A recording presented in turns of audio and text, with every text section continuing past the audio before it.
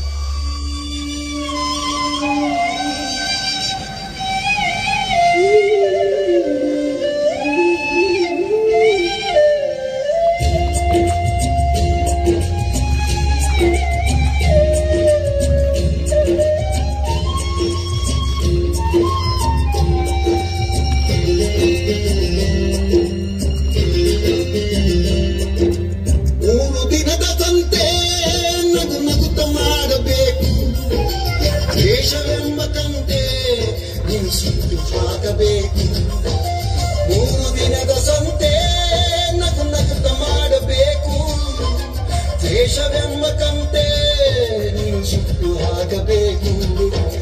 ಪ್ರೀತಿ ಪ್ರೇಮ ಹಂಚಿ ನೀನು ಹೋಗಬೇಕು ಅಲ್ಲಿ. ಸತ್ತ ಮೇಲೂ ನಿನಗೆ ಹೆಸರು ಉಂಟು ಇಲ್ಲಿ. ಪ್ರೀತಿ ಪ್ರೇಮ ಹಂಚಿ ನೀನು ಹೋಗಬೇಕು ಅಲ್ಲಿ. ಸತ್ತ ಮೇಲೂ ನಿನಗೆ ಹೆಸರು ಉಂಟು ಇಲ್ಲಿ. ಭೂಮಿಯಲ್ಲಿರೋದು ಬಾಡಿಗೆ ಮನೆಯಾಗಿ ಮ್ಯಾಲೆ ಹೋಗಬೇಕು. ನಮ್ಮ ಸ್ವಂತ ಮನೆಗೆ ಬರಲು ಏನು ತಂದೆ, ಬರಲು ಏನು ತಿಂದೆ. ಒಳಿತು ಮಾಡು ಮನುಷ್ಯ, ನೀರುವುದು 3 ದಿವಸ. ಒಳಿತು ಮಾಡು ಮನುಷ್ಯ, ನೀರುವುದು 3 ದಿವಸ. ಉಸಿರು ನಿಂತ ಮ್ಯಾಗೆ ನಿನ್ನ ಹೆಸರು ಹೇಳುತ್ತಾರ. ಉಸಿರು ನಿಂತ ಮ್ಯಾಗೆ ನಿನ್ನ ಹೆಸರು ಹೇಳುತ್ತಾರ. ನಿನ್ನ ಅನ್ನುತ್ತಾರ, ನಿನ್ನಾಗ ಹೋಗುತ್ತಾರ. ಚಟ್ಟ ಕಟ್ಟುತ್ತಾರ, ನಿನ್ನ ಸುಟ್ಟು ಹಾಕುತ್ತಾರ. ಒಳಿತು ಮಾಡು ಮನುಷ್ಯ, ನೀರುವುದು 3 ದಿವಸ. ಒಳಿತು ಮಾಡು ಮನುಷ್ಯ, ನೀರುವುದು 3 ದಿವಸ.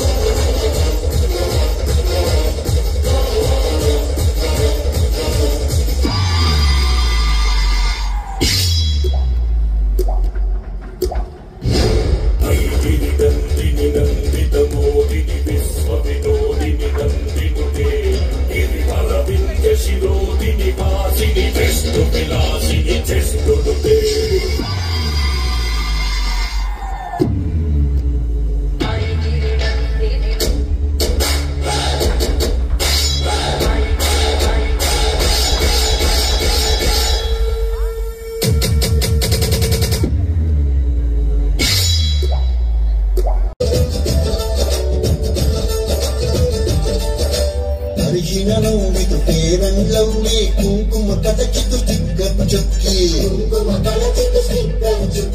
ಎಳನೀರನ್ನ ಹಿಡಿದುಕೊಂಡಿತು ಪೆಪ್ಸಿ ಕೋಲಾ ಕೇಕೆ ಹಾಕಿತು ಪರಂಗಿಯವರು ಮತ್ತೆ ಬಂದರೆ ಪರಂಗಿಯವರು ಮತ್ತೆ ಬಂದರೆ ನೀವು ನಾವು ಎಲ್ಲ ಮಾಯ ನಾಳೆ ನಾವು ಮಾಯ.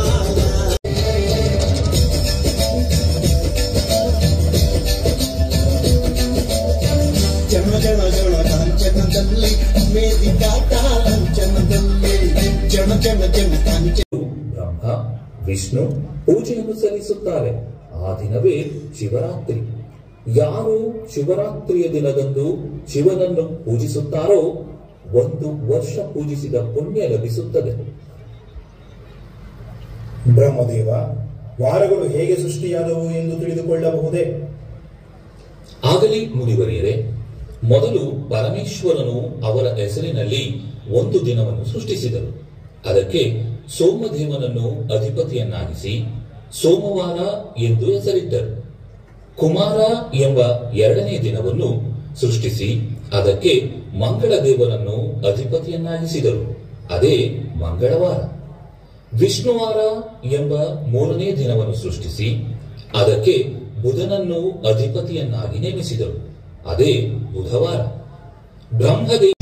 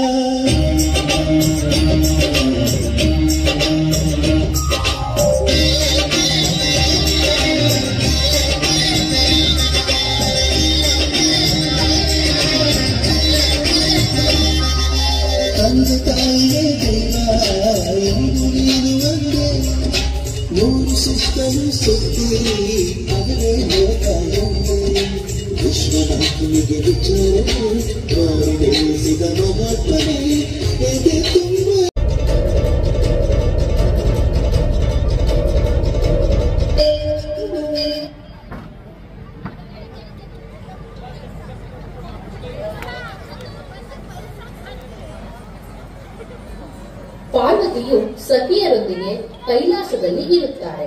ಅಲ್ಲಿಗೆ ಶಿವನ ಆಗಮನವಾಗುತ್ತದೆ. ಇದೇನಿತ್ತು? ದ್ವಾರವನ್ನು ಕಾಯಲು ಗಣಗಳನ್ನು ಇದ್ದರೂ ಸಹ ನನ್ನ ಪತಿ ಅನಪೇಕ್ಷಿತವಾಗಿ ಒಳಗೆ ಬಂದಿದ್ದಾರಲ್ಲ. ಓಹೋ, ಅವರೆಲ್ಲರೂ ಶಿವಗಣಗಳಾಗಿದ್ದರಿಂದ ಅವರಿಗೆ ನನ್ನ ಆದೇಶವನ್ನು ಸಂಪೂರ್ಣವಾಗಿ ಪಾಲಿಸಲಾಗುತ್ತಿಲ್ಲ. ನನ್ನ ಗಣ ಇದ್ದಿದ್ದರೆ ಇಂತಹ ಸನ್ನಿವೇಶ ಬರುತ್ತಿರಲಿಲ್ಲ. ಈಗ ನಾನು ನನ್ನ ಗಣಗಳನ್ನು ರೂಪಿಸುವ ಕಾರ್ಯ ಮಾಡಬೇಕು. ನಾನು ಸ್ನಾನಕ್ಕೆ ಹೊರಟಿದ್ದೇನೆ. ನನ್ನ ಮೈಯಲ್ಲಿರುವ ಅರಿಶಿಣದಿಂದ ಮುದ್ದಾದ ಒಂದು ಮಗುವನ್ನು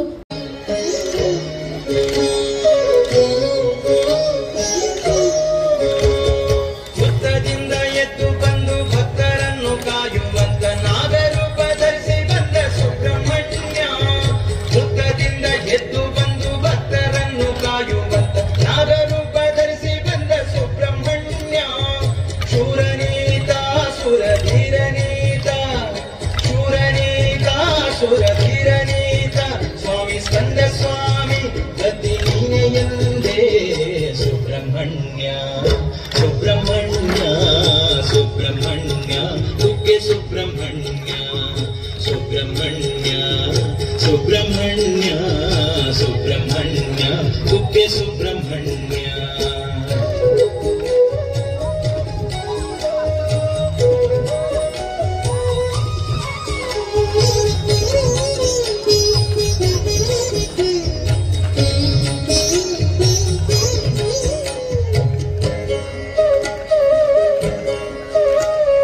ಪಾರ್ವತಿಯ ಮುದ್ದು ಕಂದ ತಾರಕನ ಕೊಂದ ತೀರ ಕುಕ್ಕೆ ಕ್ಷೇತ್ರದಲ್ಲಿ ನಿಂತ ಕಾರ್ತಿಕೇಯ.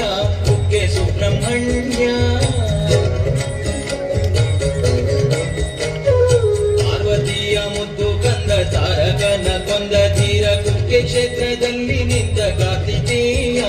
ಕುಕ್ಕೆ ಸುಬ್ರಹ್ಮಣ್ಯ ಕೈಲಾಸದಿ ಇಳಿದು ಬಂದು ಭೂಲೋಕವ ಸುತ್ತಿ ಪಾರಿವಾಳ ರೂಪದಲ್ಲಿ ಬಂದು ಶಿವ ಪಾರ್ವತಿಯರ ಭ್ರೂಣವನ್ನು ಹೊತ್ತೊಯ್ಯುತ್ತಾನೆ. ಆಗ ಇಂದ್ರನು ಭ್ರೂಣದ ತಾಪವನ್ನು ತಾಳಲಾರದೆ ಗಂಗೆಯ ಮಡಿಲಿಗೆ ಹಾಕುತ್ತಾರೆ. ಆಗ ಗಂಗೆಯೂ ಸಹ ಅದರ ತಾಪವನ್ನು ತಾಳಲಾರದೆ 6 ಭಾಗಗಳನ್ನಾಗಿ ಮಾಡುತ್ತಾರೆ. ಆಗ 6 ಕೃತಿಕೆಯರು ಆ ಮಕ್ಕಳಿಗೆ ಹಾಲುಣಿಸಿ ಪೋಷಿಸುತ್ತಾರೆ. ಆ ನಂತರ 6 ತಲೆಗಳು 12 ಕೈಗಳನ್ನು ಒಳಗೊಂಡ ದಿವ್ಯ ರೂಪದ ಸುಬ್ರಹ್ಮಣ್ಯ ರೂಪ ತಾಳುತ್ತಾರೆ. ಕೃತಿಕೆಯರು ಹಾಲುಣಿಸಿ ಪೋಷಿಸಿದ್ದಕ್ಕಾಗಿ ಅವರ ಮತ್ತೊಂದು ಹೆಸರು ಕಾರ್ತಿಕೇಯ.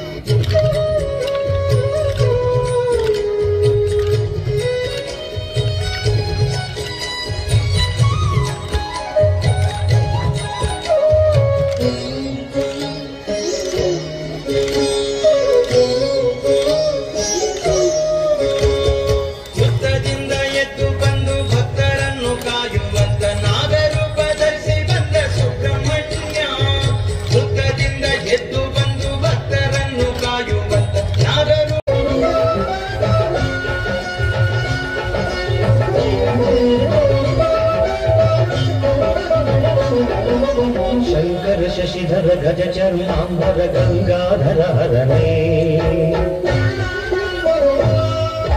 ಸುಂದರ ಸ್ಮರಹರ ಗೌರಿ ಮನೋಹರ ಜಯ ಪರಮೇಶ್ವರನೇ ಶಂಕರ ಶಶಿಧರ ಗಜ ಚರ್ಮಾಂಬರ ಗಂಗಾಧರ ಹರನೇ ಸುಂದರ ಸ್ಮರಹರ ಗೌರಿ ಮನೋಹರ ಜಯ ಪರಮೇಶ್ವರನೇ ಜಯ ಜಯ ಶಂಕರನೇ ಜಯ ವಿಶ್ವೇಶ್ವರನೇ ಜಯ ಜಯ ಶಂಕರನೇ ಜಯ ವಿಶ್ವೇಶ್ವರನೇ.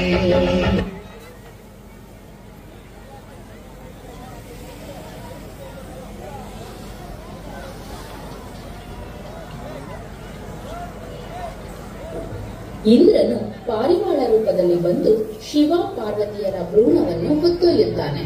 ಆಗ ಇಂದ್ರನು ಭ್ರೂಣದ ತಾಪವನ್ನು ತಾಳಲಾರದೆ ಗಂಗೆಯ ಮಡಿಲಿಗೆ ಹಾಕುತ್ತಾರೆ. ಆಗ ಗಂಗೆಯೂ ಸಹ ಅದರ ತಾಪವನ್ನು ತಾಳಲಾರದೆ 6 ಭಾಗಗಳನ್ನಾಗಿ ಮಾಡುತ್ತಾರೆ. ಆಗ 6 ಕೃತಿಕೆಯರು ಆ ಮಕ್ಕಳಿಗೆ ಹಾಲುಣಿಸಿ ಪೋಷಿಸುತ್ತಾರೆ. ಆ ನಂತರ 6 ತಲೆಗಳು 12 ಕೈಗಳನ್ನು ಒಳಗೊಂಡ ದಿವ್ಯ ರೂಪದ ಸುಬ್ರಹ್ಮಣ್ಯ ರೂಪ ತಾಳುತ್ತಾರೆ. ಕೃತಿಕೆಯರು ಹಾಲುಣಿಸಿ ಪೋಷಿಸಿದ್ದಕ್ಕಾಗಿ ಅವರ ಮತ್ತೊಂದು ಹೆಸರು ಕಾರ್ತಿಕೇಯ.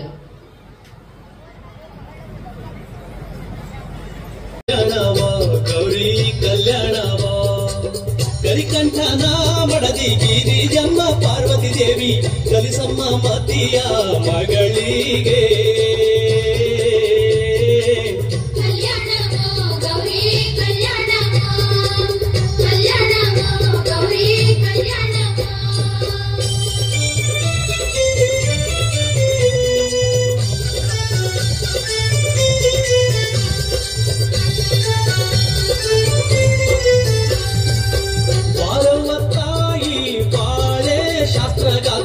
ಬಾಳೆ ಎಲೆಯಲ್ಲಿ ಕವಲೊಡೆದು ಕಲ್ಯಾಣವೋ ಗೌರಿ ಕಲ್ಯಾಣವೋ ಬಾಳೆ ಎಲೆಯಲ್ಲಿ ಕವಲೊಡೆದು ಸರಸ್ವತಿಯೇ ಪಾರಮ್ಮ ಮಗಳ ಮದುವೆಗೆ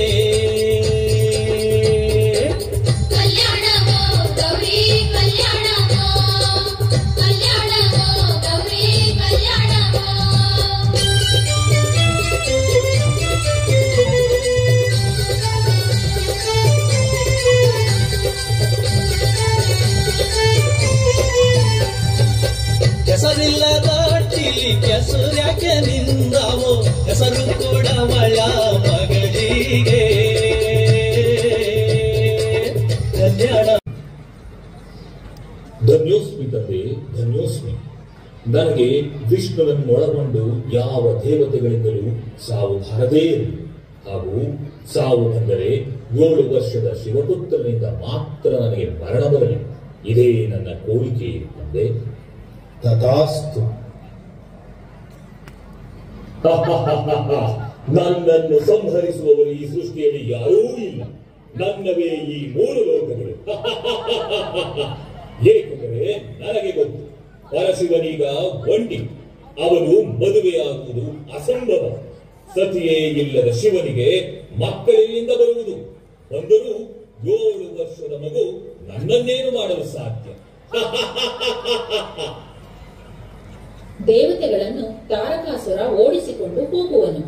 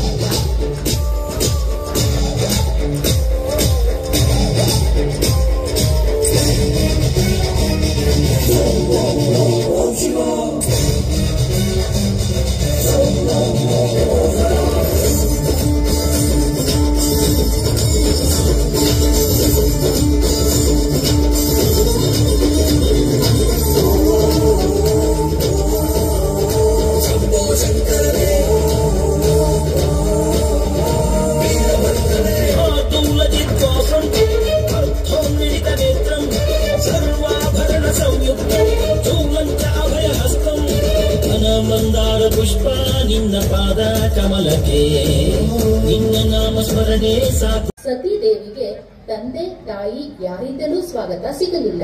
ತಂದೆಯ ತಿರಸ್ಕಾರದ ಮಾತುಗಳಿಂದ ಸತಿ ಬೇಸತ್ತು, ತಂದೆ ದಕ್ಷ ಬ್ರಹ್ಮ, ನಿನಗೆ ನೀನೇ ಬ್ರಹ್ಮಾಂಡ ಎಂದುಕೊಂಡಿರುವೆ. ಆದರೆ ಅಹಂಕಾರದಿಂದ ಬ್ರಹ್ಮಾಂಡವನ್ನು ನೋಡಲು ಸಾಧ್ಯವಿಲ್ಲ.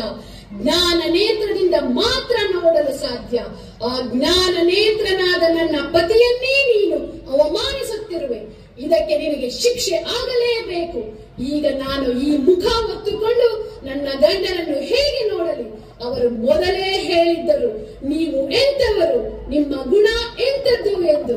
ನೀಚ, ನಿಕೃಷ್ಟ, ಪಾಪಿಯಾದ ನಿಮ್ಮಿಂದ ಬಂದ ಈ ದೇಹವನ್ನು ಹೊತ್ತುಕೊಂಡು ನನ್ನ ಪ್ರಭುವಿನ ಬಳಿ ಯಾವ ರೀತಿ ಹೋಗಲಿ? ನಾನು ಇಲ್ಲೇ ಯಜ್ಞಗೊಂಡ ಆಹುತಿಯಾಗುತ್ತೇನೆ.